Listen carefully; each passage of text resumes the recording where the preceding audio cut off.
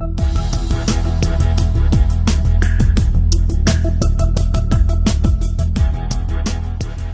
everyone, it's Nicole Wilkins with FitnessRx for Women, and this is my next question and answer segment where I took your questions from Facebook and I'm going to answer them for you today.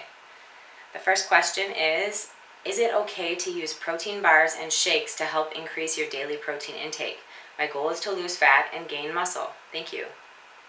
Yeah, I definitely think it's okay to use protein supplements to get enough protein in your diet, but be aware of most whey protein powders are fine, whey isolates are fine. You want to look for one that has 2 grams of fat or less and no more than 4 grams of carbohydrates per scoop with at least 20 to 25 grams of protein.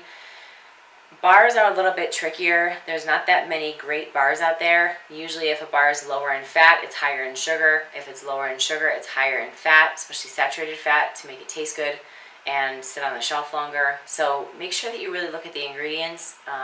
There are a few decent bars out there, so if you have to use a bar, I would say use those as your last resort and then rely on a whole foods number 1, shakes number 2, but no more than 2 a day, and then a bar if you absolutely need to. Hi Nicole, my goal is to build lean muscle and slim down. I'm currently following a 3-month plan, and in month 1, cardio is added back in.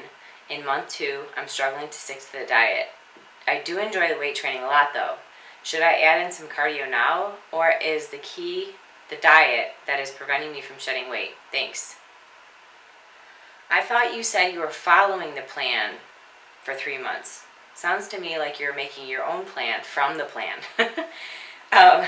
I would stick to the plan, and then if it doesn't work, reevaluate and see what you need to change, what you could have done better. It sounds like this program is hard and you don't like being uncomfortable and you might be hungry and you're struggling and you're tempted with other things that are on the plan, so you decided to go off the plan. Diet is definitely 80%, and until you get that under control, you're never going to see the results that you want. You can train in the gym as much as you want. I'm sure you guys have seen those people in the gym. They go in the gym, they do the same thing every single day. They're in there, they're busting their butt, but they don't ever change because they go home and they don't change what they eat. Diet is so crucial. It's key. That's the only thing that will make a huge difference. Obviously, you need the muscle, of course, but food is so important. So instead of changing the program or the 3-month plan, follow it to a T. Challenge yourself to at least do it with a diet for 100% for 4 weeks.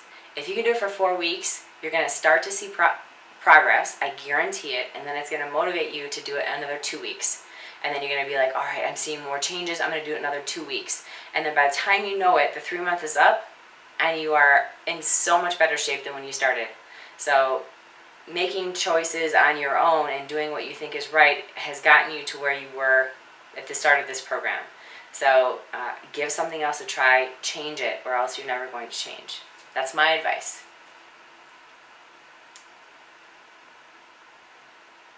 Hi Nicole, I really have trouble losing inner thigh and upper back fat. I lift weights, I do cardio, I get great results everywhere else. What can I do?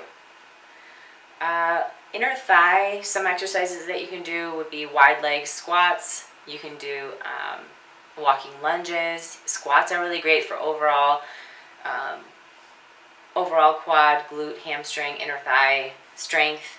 And then as far as your upper back, if you're talking about right where your bra goes, wide grip pull downs, narrow grip, reverse grip, close grip, high row, all of those things are really great for your upper back.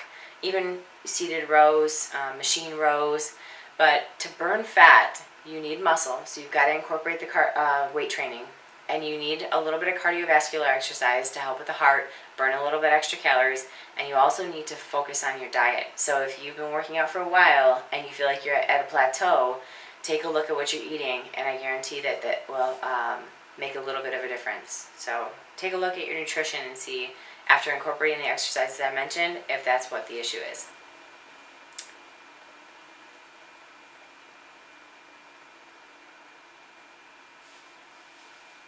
The next question I have is, When calculating your macros, do you go by total carbs or by net carbs?